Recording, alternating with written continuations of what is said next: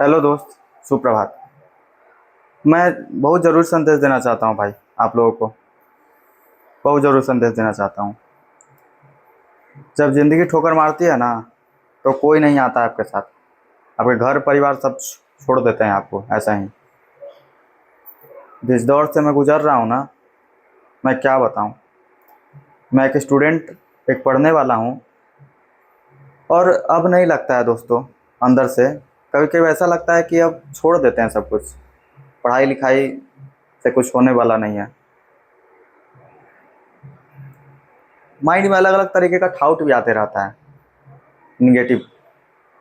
कभी कुछ कर लूँ, कभी कुछ कर लूँ। फिर मुझे अपने पिता की याद आ जाती है, पापा की याद आ जाती है दोस्तों। पापा का मुंह देख लेता हूँ कि यार, मेरे पापा बहुत संघर्षरत हैं। बचपन से मैं देखता आ रहा हूँ, छोटा से इतने बड़ा हो गया। उनका उम्र लगभग 45-50 के आसपास हो रहा है। और बहुत सुबह से लेकर के रात तक ना दोस्तों, वो एकदम मेहनत कश व्यक्ति हैं, मेहनत करते रहते हैं। एकदम कड़ी धूप में पसीना बहाते हैं। मैं ऐसा ही नहीं बोल रहा हूँ दोस्तों, ये सच्चाई है। कड़ी धूप में पसीना बहाते हैं वो। और हम लोग थोड़ा सा एक होकर के जॉइंट फैमिली में रहते हैं। तो जॉइंट फैमिली में देखिए, चाचा चाची के 2 बेटे, बड़ी मम्मी बड़े पापा हो गए हैं, और उनके 2 बेटे, और हम लोग 4 सदस्य हैं। पापा और मम्मी, हम और एक भाई। उन दोनों बेटों की शादी हो गई है, भैया के मतलब कि दोनों भैयाओं की शादी हो गई है, दोनों भाभियाँ आ गई है। दोस्तों, घर का कंडीशन भी बदलता है।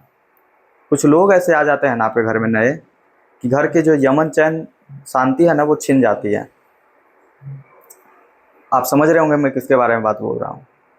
जब शादी हो जाती है किसी की, तो अगर लड़की अच्छी आ गई तो घर को संवार करके रखेगी।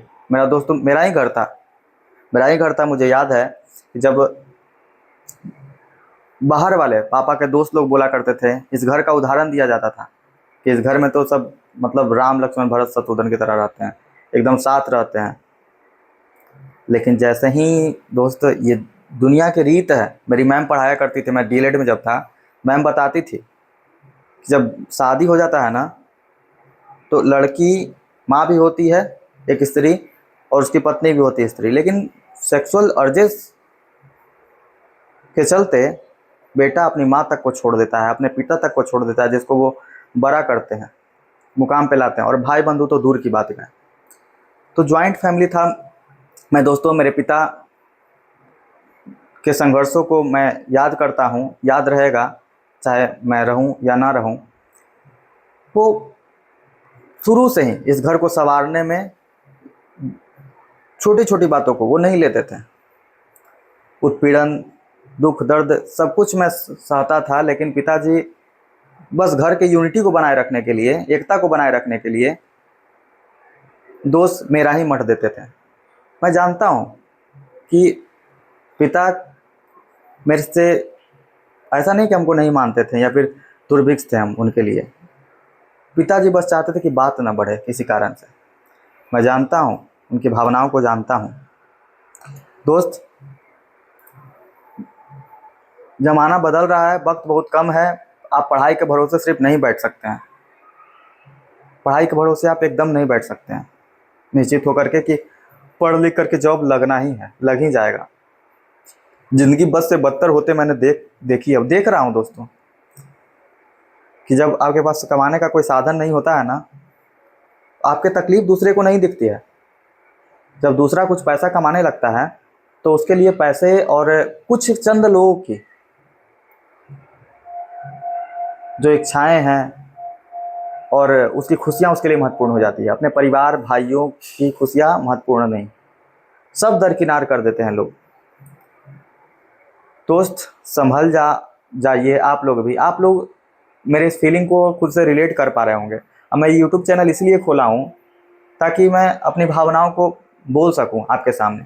क्योंकि जब आप अपने भावनाओं को बोल देते हैं दूसरे के सामने, तो मन हल्का हो जाता है। ये भी ऐसा कहा जाता है, मैंने सुना है, कि भावनाओं को बताने से मन हल्का हो जाता है। इसलिए भी मैं आया यूट्यूब पे बताता हूँ आप लोगों की, ताकि मैं जी सकूं आप लोगों के सहारे। क्योंकि क्या हुआ, कोई ज़रूरी नहीं कि खून का रिश्ता ही हो तो एक फैमिली होते हैं। आप लोग भी मेरे फैमिली ही हैं। जो भी मेरे से जुड़ रहे हैं, जो भी मेरे वीडियोस को देखते हैं और कमेंट करते हैं, अच्छा लगता है कि मेरा कोई परिवार है, कोई भाई है, बंधु है, दोस्त है। दोस्त, जीवन की ये कड़ियाँ ऐसा ही बीतते रहेगी, उसमें उलझनें आती रहेगी, अड़चनें आती रहेगी, उसमें कुछ सुधार भी होता रहेगा। लेकिन समस्याएं आना ठीक बात है, लेकिन घबराइए नहीं, समय से उस समस्याओं को देखिए और सुधार लाइए अपने में, कुछ अलग काम करिए। मैं भी सोचा हूँ कि अब मैं अच्छा स्टूडेंट हूँ दोस्तों, पढ़ने लिखने में ठीक ठाक हूँ, मतलब बिलो एवरेज तो नहीं हूँ, ठीक हूँ, एवरेज स्टूडेंट हूँ।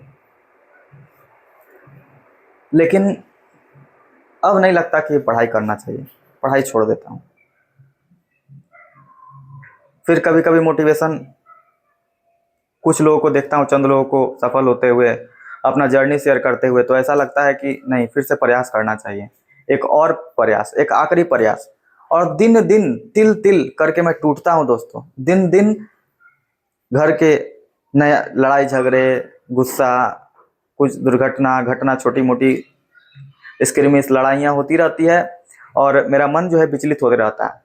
कुछ मिडिल क्लास के बच्चे मेरी कहानी से रिलेट कर पा रहे होंगे, मेरे जीवन से रिलेट कर पा रहे होंगे। आप लोग के साथ भी ऐसा होता होगा, मैं जानता हूँ दोस्तों। लेकिन आज मैं बताने की हिम्मत जुटा करके आया हूँ ताकि मन हल्का हो जाए मेरा। दोस्त, आप स्थिति को समझिए और यार कुछ काम में लग जाइए यार। ऐसे कंपटीशन देख रहे हैं बहुत चरम पे है, उसमें से कितनी सीटें बुक रहती है पहले से, कुछ हजार वैकेंसियां आती है, उसके लिए करोड़ों की भीड़ लगी हुई है। आचार्य प्रशांत और बड़े बड़े अभी जो फिलोसफर हैं, पढ़े लिखे लोग हैं, वो बता रहे हैं, सिविल सर्विसेज की तैयारी करने वाले भी बड़े बड़े जो मेंटर हैं वो बता रहे हैं कि अब सरकार भी बोल रही है कि आपको अपना कुछ बिजनेस करना चाहिए छोटा सा। पढ़ाई से कुछ उतना होने वाला नहीं है। अगर आप बिजनेस करने के लिए पढ़ाई कर रहे हैं, मतलब कि नौकरी पाने के लिए पढ़ाई कर रहे हैं, तो आप बिल्कुल गलत सोच रहे हैं, ये गलत कर रहे हैं। ये आपको नौकरी ओरिएंटेड पढ़ाई नहीं करनी है दोस्तों। आपको जीवन जीने का तौर तरीका समझ में आ जाए, आप लोगों से बात करने का तौर तरीका आ जाए, अब दुनिया को जानने लगी है, कोई आपको मूर्ख ना बना सके, इसलिए पढ़ाई की जाती है। दोस्तों धन्यवाद।